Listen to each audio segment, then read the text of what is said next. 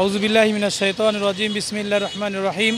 Islamic foundation কর্তৃক পরিচালিত নৈতিকতা ও ধর্মীয় মূল্যবোধ উন্নয়নে মসজিদভিত্তিক শিশু গণশিক্ষা কার্যক্রম অষ্টম পর্যায় প্রকল্প দ্রুত অনুমোদন ও জানুয়ারি 2025 হতে বকেয়া বেতন ভাতা প্রদানসহ 5 দফা দাবিতে আজকের এই মানববন্ধন।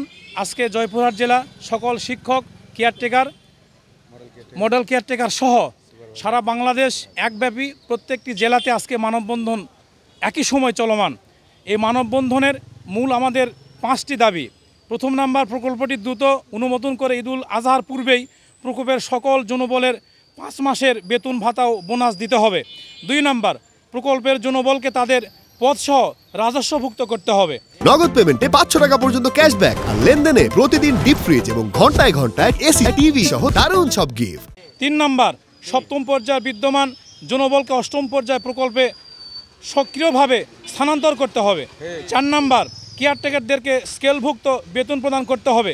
শিক্ষকদের বেতন ভাতা সম্মানজনক হারে কমপক্ষে 14,000 টাকা বৃদ্ধি করতে হবে। এই লক্ষ্যে আজকে জয়পুরহাট সহ সারা বাংলাদেশের সকল জেলা ডিসি অফিসের সামনে মানববন্ধন হচ্ছে। আমরা বিগত দিনেও আমাদের এই প্রকল্প 32 বছরের প্রকল্প, যে প্রকল্পকে বিভিন্ন ষড়যন্ত্র করে আউটসোর্সিংয়ে দেওয়া হয়েছিল, সেই আউটসোর্সিং থেকে আমরা প্রকল্প আকারে নিয়ে আসছি। কিন্তু দুঃখের বিষয়, আজকে সারা বাংলাদেশের 80,000-এর ঊর্ধ্বে শিক্ষক শিক্ষিকা, মসজিদের ইমাম, মুয়াজ্জিন আজকে এই 5,000 টাকা তারা সম্মানী বেতন ভাতা পায়। দুঃখের বিষয়, আমরা গত জানুয়ারি থেকে অদ্যাবধি পর্যন্ত অফিসের আদেশ ক্রমেই আমরা আমাদের কর্মস্থলে আসি। শিক্ষক তাদের কেন্দ্র পরিচালনা করেছেন, আমরা কেয়ারটেকার যারা তারা পরিদর্শন করেছি, অফিসিয়ালভাবে যিনারা আছেন তাদের কাজ তিনারা করেছেন। কিন্তু দুঃখের বিষয়, কিছু কুচক্র, কিছু মহল আমাদের এই প্রকল্পকে বিভিন্ন খাতে নিয়ে যাওয়ার জন্য আজকে আমাদেরকে বঞ্চিত করেছে। আমরা বর্তমান এই অন্তর্বর্তী সরকারের প্রধান ডক্টর মোহাম্মদ ইউনূস সহ আমাদের ধর্ম বিষয়ক যে উপদেষ্টা মহোদয় উনি আছেন, ঊর্ধ্বতন কর্মকর্তার কাছে আমরা জানাতে চাই, দ্রুত গতিতে আমাদের প্রকল্পকে পাশ করে রাজস্ব খাত এবং ঈদুল আজহার আগেই ঈদুল ফিতর থেকে শুরু করে জানুয়ারি থেকে অদ্যাবধি 5 মাসের সকল বেতন ভাতা পরিশোধ করার জন্য অনুরোধ জানাচ্ছি। যদি এটা না করা হয়, এটা শাহজালালের বাংলাদেশ, এটা শাহপরানের বাংলাদেশ, এটা আউলিয়া কেরামদের বাংলাদেশ।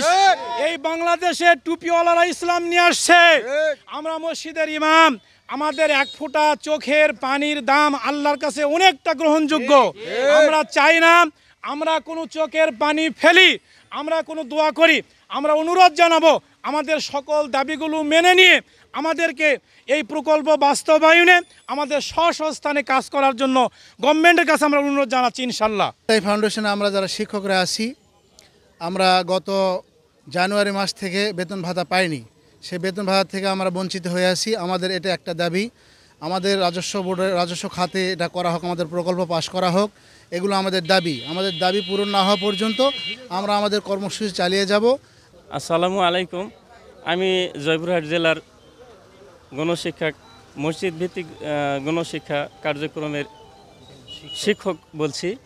আমরা এখানে মানববন্ধনের উদ্দেশ্যে 600-র মতো শিক্ষক, মসজিদের ইমাম সহ আমরা একত্রিত হয়েছি। আমাদের দাবি, কুরবানি ঈদের আগেই আমাদের বকেয়া বেতন এবং বোনাস সহ